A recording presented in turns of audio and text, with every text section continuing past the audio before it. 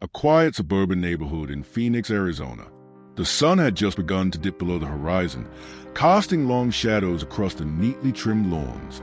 The usual buzz of the day was fading, and a cold breeze whispered through the trees, as if the very air itself was holding its breath. At 8:45 p.m., a Sunday evening in early October, just a few days before Halloween, the stillness of a neighborhood was shattered by a scream so gut-wrenching that it seemed to pierce the fabric of the otherwise tranquil night.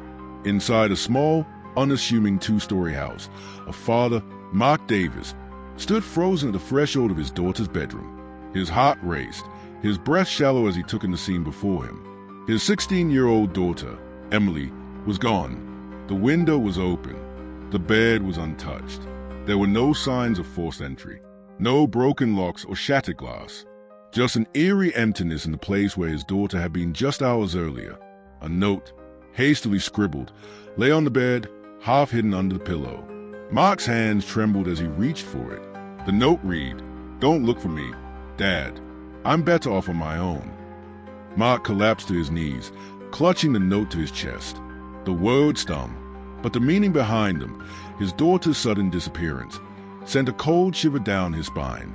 Where could she be? Why had she left? And why hadn't she told him the truth?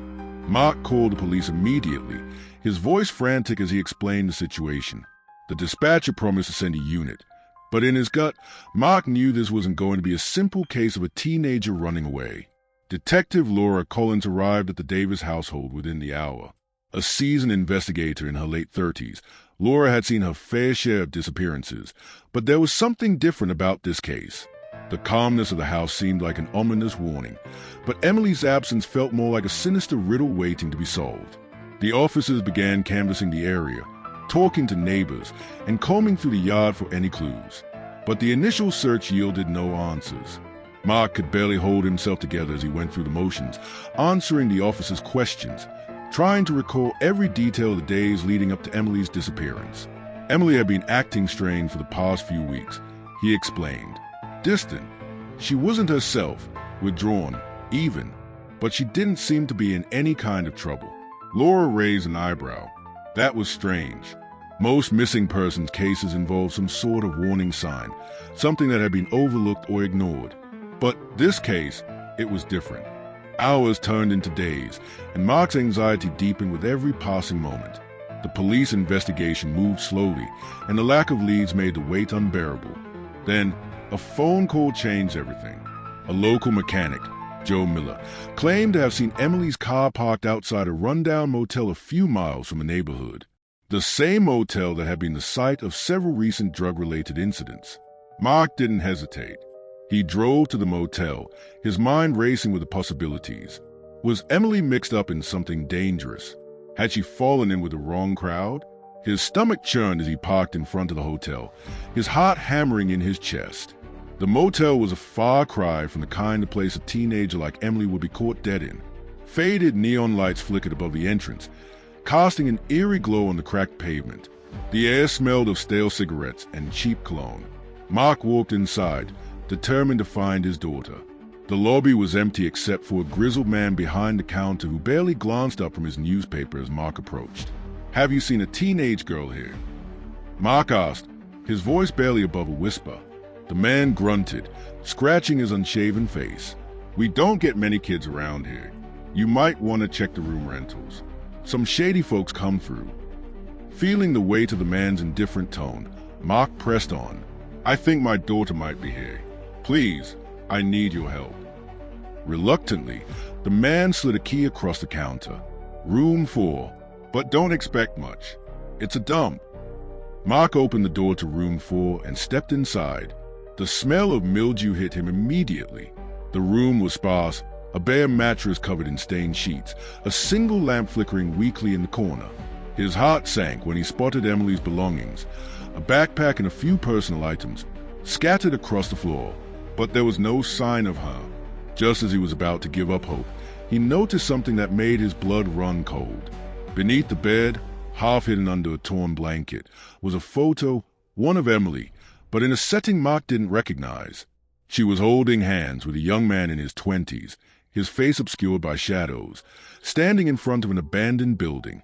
It was then that the realization hit Mark. Emily hadn't run away. She'd been taken. Detective Collins, now fully involved in the case, ordered a search of the motel surroundings. The evidence began to mount. Surveillance footage from nearby gas stations showed a man matching the description from the photograph walking with Emily, heading toward an alleyway late one night. Interviews with the locals revealed a chilling connection. The man in the photo was a known drug dealer with a long history of illegal activity, but he had no criminal record. He had disappeared without a trace a few years ago, and no one knew where he had gone. As Detective Collins dug deeper, the case took an unexpected turn. Emily's phone record showed calls to an unknown number, a burner phone. The deeper they went into the investigation, the more complex it became. There were reports of Emily attending underground parties, mixed up with dangerous people in the city's seedy underworld. But there was something else, something the police hadn't noticed before. The same number that had been contacting Emily had also been linked to several other disappearances in the city. Was there a serial abductor on the loose? The more the investigation progressed, the more conflicting theories began to surface. Some believed Emily had been coerced into running away. Others suspected she had been targeted by a predator. But the deeper they went, the more questions arose. Could Emily have been involved in the dangerous world of drugs and crime on her own volition, or had she been manipulated by someone she trusted? And if so, who was the mysterious man in the photograph? Could he have been part of a larger criminal network? Or was he simply a pawn in a much bigger game? The biggest question of all, was Emily still alive? Just as hope began to fade, a breakthrough came, an anonymous tip. A woman, who had seen Emily at a nearby bus station, claimed that she had overheard a conversation about a plan to escape. Emily had been in contact with a mysterious benefactor, someone who promised her freedom in exchange for silence. But the woman hadn't been able to get more details before the conversation abruptly ended. Following this new lead, Detective Collins connected the dots, realizing that Emily had been trying to escape a dark web of manipulation that extended far beyond the drugs and crime that had first been suspected. The truth was even darker. Emily had stumbled upon a dangerous network involved in human trafficking, and she had been trying to expose them. In the end, Emily was found. She was alive, though severely traumatized, living under a new identity. She had been taken to a remote location, hidden away by the people she had been trying to expose. Thanks to Detective Collins' relentless pursuit of the truth, the criminals behind the trafficking operation were arrested and justice was served. But for Mark, the emotional toll was far from over. His daughter had been returned to him, but she was forever changed by the horrors she had endured. The investigation had closed, but the scars would remain. What do you think? Was Emily truly a victim of a dangerous criminal network? Or did she make a reckless choice that led to her involvement with dangerous people? Drop your thoughts in the comments below. I'd love to hear your perspective. If you found Emily's story gripping, be sure to hit that subscribe button to stay updated with the latest true crime investigations. Like if you want to see more stories like this, and share with friends who might be interested in these chilling mysteries. We'd love to know your thoughts. Leave a comment with your theories, and don't forget to hit the notification bell so you never miss a new episode of our true crime series.